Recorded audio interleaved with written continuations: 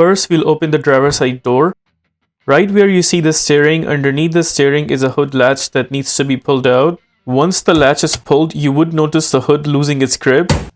On top of the logo, there is a lever right there that we need to press and hold and then lift the hood upwards. This is that lever that I was talking about. Press and hold this lever towards the left side and then lift up the hood. Now we gently take the support bar and then place it in that hole right there. Once the hood is opened, right there is a headlight and behind the headlight is the location for the turn signal bulb. What we'll do is we'll grab this plug and then turn it counterclockwise and then pull it outwards. There it is. That is how the plug along with the bulb is taken out. Now to take out this bulb, all you have to do is just grab it from here and then pull it outwards. There it is. That is how the bulb is taken out. My case, bulb is good, so I'll be installing it back. But in your case, if you have a new bulb and you want to install it back, it doesn't really matter if it's this way or the other way around. Both ways are perfectly fine. All you have to do is just punch in the bulb inside the plug, then press it down until you hear a clicking sound.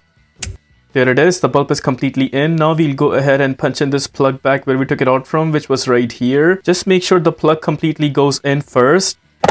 There it is. Once it's completely in, only then we will turn it clockwise to install it firm and strong. Just like that, and it's also not coming out. With that, we are done with the replacement of turn signal bulb. If you want to change the turn signal bulb for the other side, it is actually the same process. Now suppose you want to close the hood back. Just lift the hood upwards and then take out the support bar. We put it back to its place. We'll need to bring down the hood up until the middle, and to close the hood properly, we will need to leave the hood from the middle with a slight push. If it still does not close the way we did, then you may have to push it from the top until it closes completely.